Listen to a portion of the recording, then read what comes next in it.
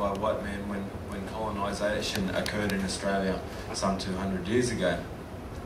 Now, didgeridoo is regarded as one of the world's oldest wind instruments, and it's regarded as probably, you know, it's been around for about 40,000 years. They date back to up in Arnhem Land, which is the far top end part of Australia, up by Darwin and that place, and that's where the didgeridoo originated, played by the Aboriginal people up there. And just over the years and time through trading, the different tribes just showed different tribes how to make these didgeridoos, and it slowly travelled south down to into parts of New South Wales and South Australia and Victoria. So a didgeridoo is pretty basic. Like I said, all it is a hollowed out tree. Now these are eucalyptus trees that we use. One that I have today is just one that I've made. It is just what we call a yellow box. That's the type of tree it is, yellow box eucalyptus.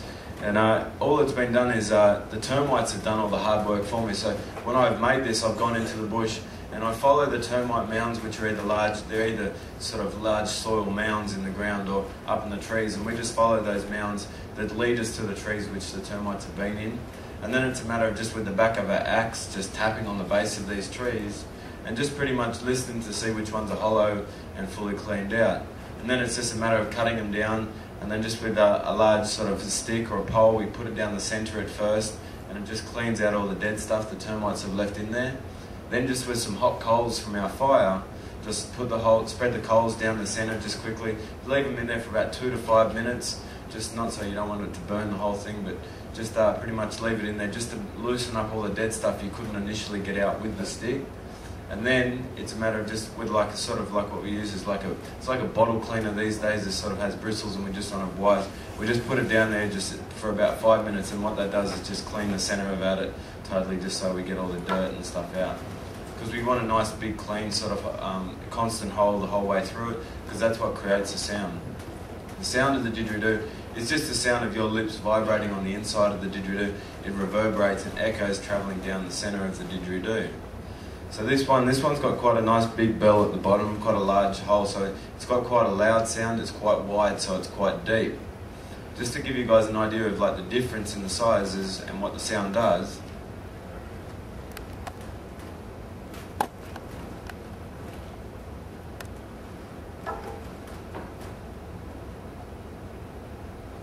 Here you've got something that's a bit shorter, a bit thinner, and its tone goes like this.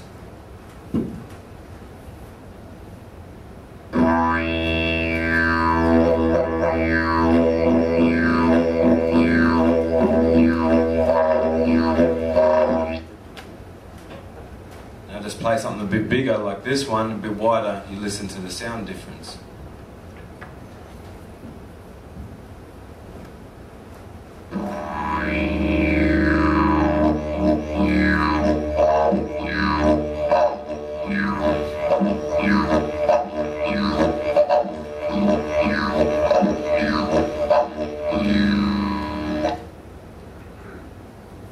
See, just the sound changes. That didgeridoo, like I said, it's just your lips vibrating on the inside. So the most important thing when you do play didgeridoo, and when you try and play didgeridoo, or you want to learn to play didgeridoo, the most important thing to do is just relax. So just soften up your face, relax, don't smile, don't laugh, just blow a raspberry.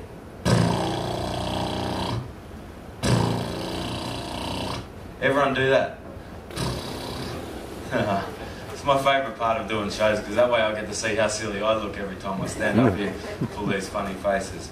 But yeah, just blowing that raspberry, just putting your lips on there on the inside of that mouthpiece, just sealing it up, and just airtight, will give you the first sound on the didgeridoo, the drone, which is this sound.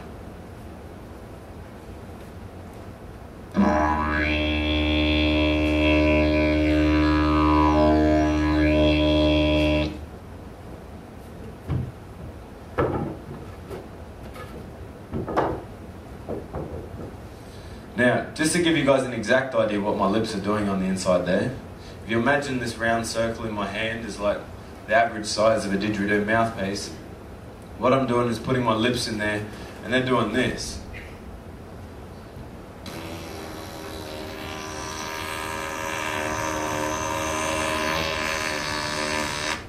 And that's what gives you the first sound, that drone. Now, once you've got the drone when you're learning to play didgeridoo, because I was taught to play didgeridoo by my grandfather, who's Aboriginal he was a descendant from 2 different tribes in New South Wales. Now when I was taught by him, I had to get that drone down properly, and then I was taught about learning the animal sounds, and now we use the animal sounds to tell a story. Like if anyone was here for on Saturday night when we did the dance, like basically the didgeridoo player and the song and the singer, they lead the dance troupe, so I use different animal sounds to tell different stories.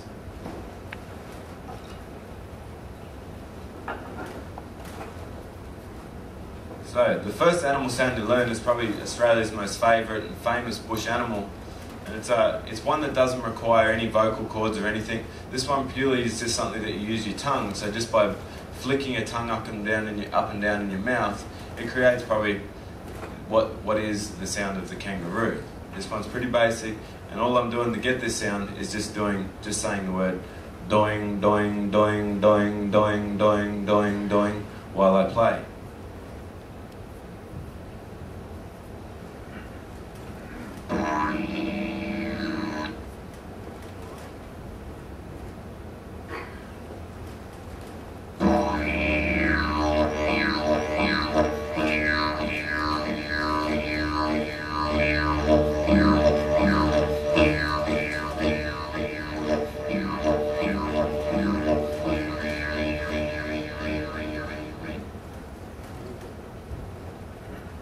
That's the kangaroo.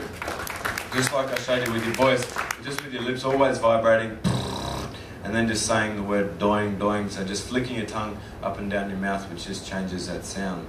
And the next sound that you learn is where you start using your vocal cords. So it's from the back of your throat, you're throwing your voice over the top of the drone to create the sound of the animals. The first one you learn is the dingo. Now the dingo, it gives about 3 or 4 short little quick barks, followed by a couple of longer howls.